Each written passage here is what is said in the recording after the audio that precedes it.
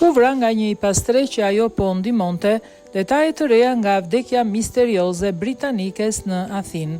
Detaje të reja kanë dalë në dritë për rastin e 38 vjeçares britanike Elizabeth Ross, trupi së cilës u gjet brenda një valixhe në një ndërtesë të braktisur në zonën e Kipselit në Athinë. Hetuesit grek po shqyrtojnë seriozisht mundësinë që ajo të jetë bërë viktimë e një personi të cilin po përpiqej ta ndihmonte.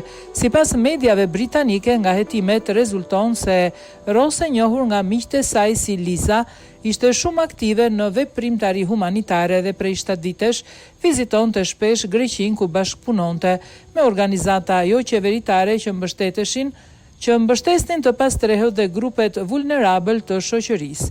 Britanike e përshkruar si një person thellësisht fetar, njihej nga ata afërmit dhe miqtë e saj për dëshirën e madhe për të ndihmuar të tjerët dhe për përkushtimin ndaj kauzave sociale. Banorët të zonës kanë deklaruar se pak ditë para zhdukjes së saj, kishin parë 38 vjeçaren duke biseduar me persona të pastre pranë një hapësire parkimi të braktisur në Kipseli, një vend ku shpesh qëndrojnë njerëz që jetojnë në rrugë. Një banore, pensioniste e zonës, tha se e kishte vënë re këtë grua të huaj duke folur me të pastre, por në atë moment nuk i kishte bërë përshtypje pasi shumë vullnetar vizitojnë zonën për të ofruar ndihmë. Megjithatë, pasi pa më vonë fotografitë e gruas së gjetur të vdekur brenda valixhes, ajo kuptoi se bëhej fjala për të njëjtin person. Policia greke po heton tashmë nëse kontakti i saj me persona të zonës mund të lidhet me zhdukjen dhe vdekjen e saj. Në qendër të hetimeve është një burr i pastre me tatuazhe të shumta i njohur me emrin Marcos, i cili dyshohet se përdorte drogë dhe konsumonte sasi të mëdha alkooli. Sipas informacioneve të bëra publike, ai kishte qenë më parë në vëmendjen e autoriteteve dhe dyshohet se e qëndronte në të njëjtën ndërtesë të braktisur ku u gjet trupi britanikes. Megjithatë, deri tani ndaj tij nuk është ngritur asnjë akuzë dhe autoritetet vijojnë mbledhjen e provave. Policia greke i ka dhënë përparësi absolute kësaj çështje, raportojnë mediat britanike, ndërsa efektivët e Departamentit të Hetimit të Krimeve kundër jetës po punojnë për zbardhjen e saj. Në vijim janë autopsia, analizat toksikologjike dhe ekzaminimet histologjike, nga të cilat autoritetet presin të marrin të dhëna të rëndësishme për shkakun e saktë të vdekjes së 38 vjeçares.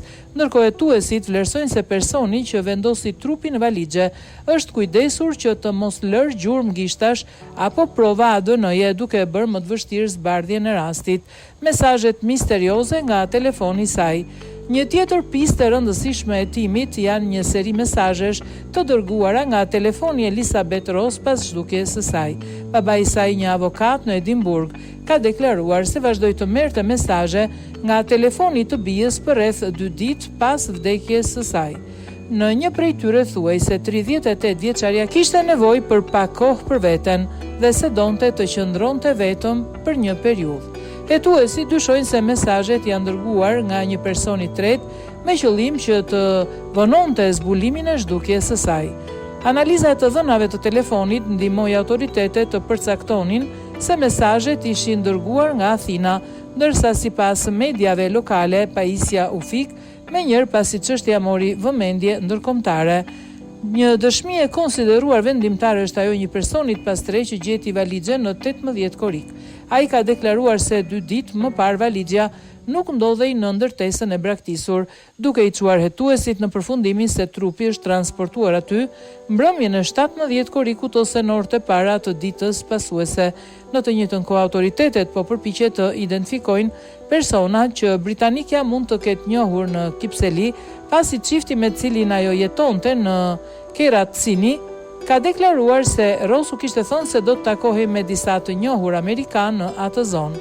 Hetimet vijojnë ndërsa policia përpiqet të rindërtojë ditët e fundit të jetës së 38 vjeçares dhe të zbulojë se çfarë ndodhi përpara se ajo të gjendej e pa jetë brenda valixhes.